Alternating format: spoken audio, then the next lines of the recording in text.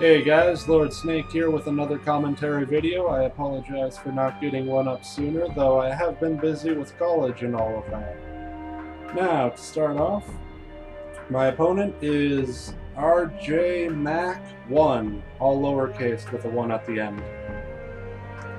Now, this battle, you'll notice that my general as well as a lot of my units are much more upgraded than the last time I posted a video. That is because it has been about 2 to 3 weeks, and while I stopped recording videos, I didn't quite stop playing the game. The reasoning being is when I got free time, I didn't want to construct a video or anything like that. I just wanted to play. So, with that in mind, let's begin. Over here you can see that I had 1 unit of Imperial Infantry, 4 Imperial Guard Infantry, 1 Kihaitai Infantry. They're like, kind of like, I don't know, Special Forces or something. They're elite infantry.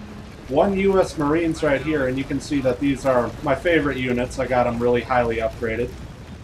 3 Yariki, 2 Spear Levy, and of course my trusty general, whom you'll notice since last time I changed from the morale tree to the firearms tree on the account of, well, firearms just seemed like a better option after reviewing a little bit more. Now, as for my opponent, you can see that he had 1 Carbine Cav, 1 Yariki, 1 Boki. I believe he only had 1 Katana Kachi, 1 Black Bear, 1 Shogunate Infantry, 1 Vermilion Bird Force, his general right here, and a division of Armstrong guns. Also over here in the trees you can see he's moving them around. Another Imperial Infantry, or I guess that's the only Imperial Infantry that he had. There's a couple more hidden units that he had, like I know he had I think a unit of Spear Levy right here, or something like that, but anyway. On the account of him choosing artillery, he was choosing a defensive position. And you can see they're firing right about now. And that definitely does cause a lot of devastation. He's got the scatter shots on right now, so you can see my guys are just getting obliterated by that. And right now I'm capturing all of the dojos. I'm capturing an archery dojo right here, a sword dojo right here, and finally a workshop over here. You can see one of my Yariki got off of their horses so they capture it. But my strategy in this was not to wait him out, because when you capture all of the buildings on the map, then your opponent gets 10 minutes before you win the battle from owning all of the buildings.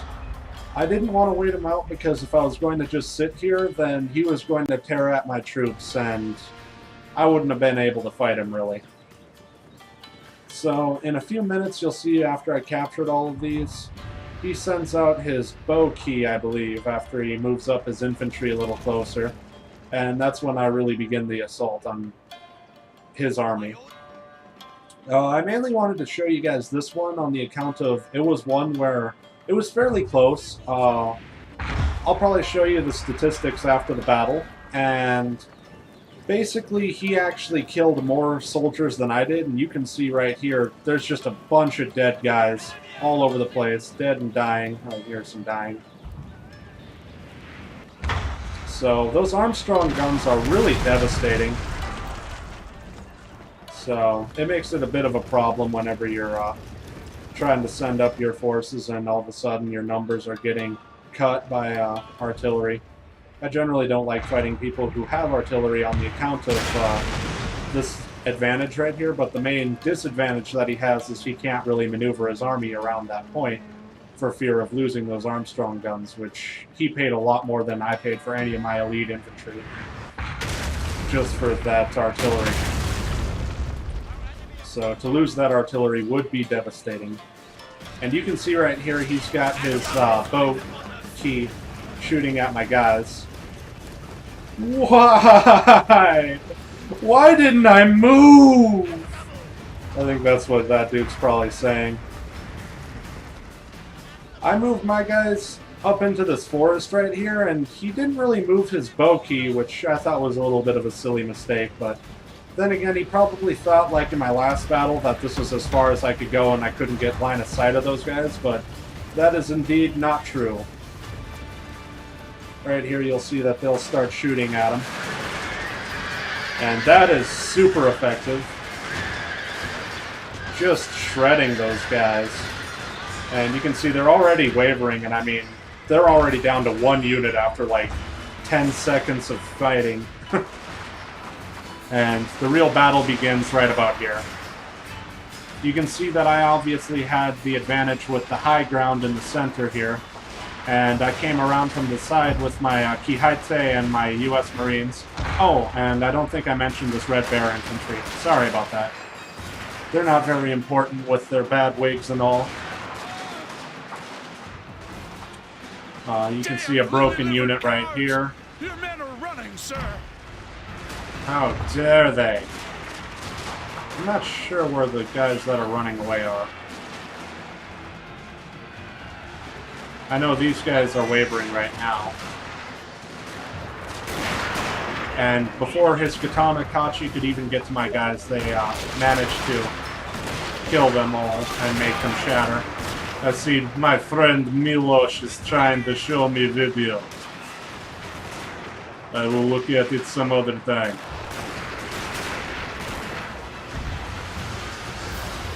You can see I sent my Spear Levy in here, and much like their Katana Kachi, my Spear Levy are just getting shredded before they can even get close.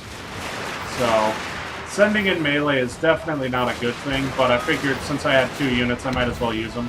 I apologize for not coming over here sooner. I basically sent in my cavalry around from the side, and you can see I actually got their Armstrong guns right here. It was at the cost of all 3 of my Yariki, so it was definitely a trade. And right here I got some of his Carbine Cav with my Cav, so there's always the trade-off, but whatever. And right here you can see this 1 unit of Imperial Guards is really just faltering and having to fight off an entire army, pretty much. And my plan was pretty much just to come around from the side here with all my infantry that I had.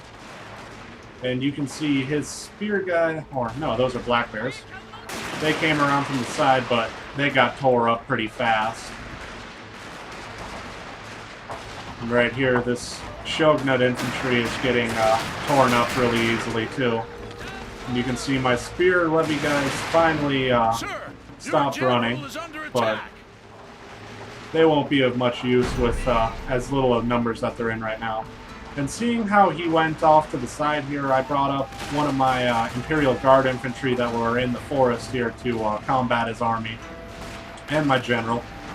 You can see my general is super effective at killing people with their revolvers. I would not want to be in that position, though, for obvious reasons. And right here he sent in his Yariki, charged right into my guys, but with such a little amount of Yariki on top of fighting a elite unit, you'll notice that it's not really as effective as it could have been if he would have flanked, but he didn't flank at all. And these guys over here have the high ground, so they're getting some really good snipes off. And you can see right here, his guys, his Armstrong guns stopped running. They're just wavering right now. So what I did was I sent my Spear Levy up there to combat them. Since I see his Spear Levies running away right now, they're broken. And, of course, all of my infantry right here are coming around from the side. And they're going to get some really nice flanking positions on my opponent. You can see the badass Marines that I have right here. That's pretty sick. I love the Marines. Though one problem that I do have with it is each and every one of the U.S. Marines has those funny mustaches. They have Fu Manchus going on. Which, I'm not saying that Americans didn't have that, I'm just saying that it's kind of weird that all of them have it. And you can see their Carbine Cav right there running away from the battle.